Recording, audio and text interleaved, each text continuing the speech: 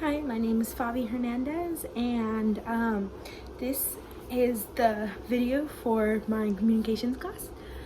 All right, let's reflect on the body ritual of the Nakarima and how it depicts American culture.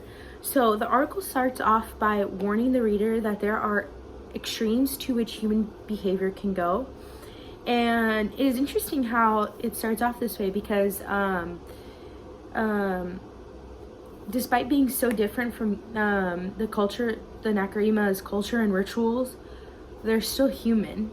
And these people are changed by habit that are not so far from American culture. So one interesting way that the American and the Nakarima have in common is devotion to, it describes in the article, devotion to economic pursuits. The focus is the human body. Health and appearance is a dominant concern in both of these cultures. So there are ties between both of these, and the Nakarima just portray the extremes of the American culture. What today is the American culture, at least. So a common theme in America that is going around is how can you make yourself better? A better person, better looking, better health, better mentally. And the Nakarima culture is the same thing. They do the same thing in how they can believe to make themselves better, because they believe that the human body is ugly and its natural tendency is to deplete. The article then goes on to describing how the Nakarima people go about making themselves better, and yes, in very extreme ways. And it describes certain rituals. In the article, it describes certain rituals. But the article, at the end of the article, the author is amazed at the fact that these people have managed to exist for so long, despite some of these barbaric rituals. But the authors also point out that these people demonstrate the progress of human nature. So one ritual I'd like to go over in my culture is, I'm Hispanic, specifically Mexican, and one huge ritual that is done is Dia de los Muertos, or Day of the Dead. This is an old ritual, now viewed as a holiday, that dates back 3,000 years. So what is the Day of the Dead? It's a day when the living welcome back the souls of the past relatives, and remember the past.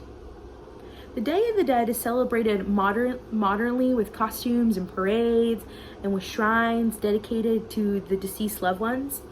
There are feasts, there's music, people light candles on the shrines, and pictures. So on these shrines of the dead ones, pictures of loved ones are there, and the candles are there, and a lot of times people will place like offerings or food, flowers, stuff like that.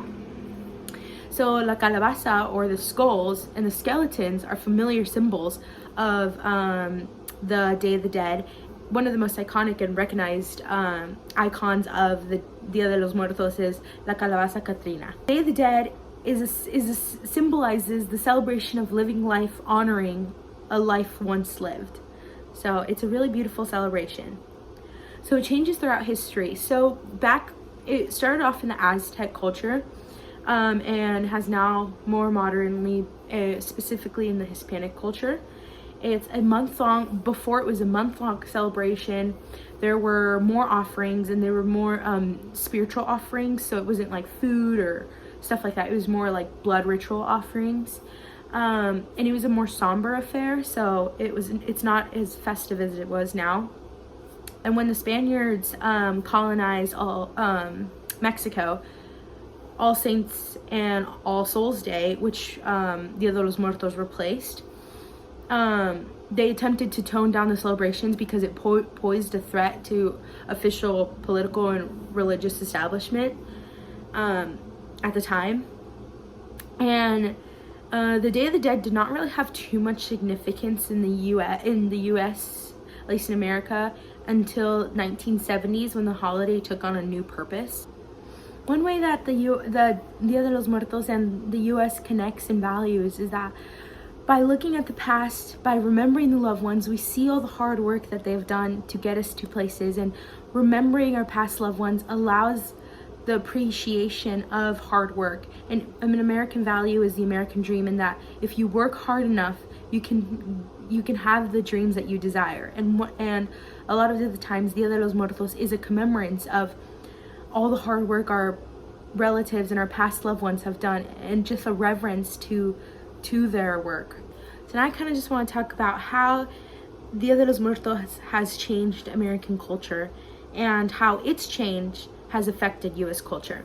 So as stated before, in the 1970s, Dia de los Muertos had a rebirth in American culture.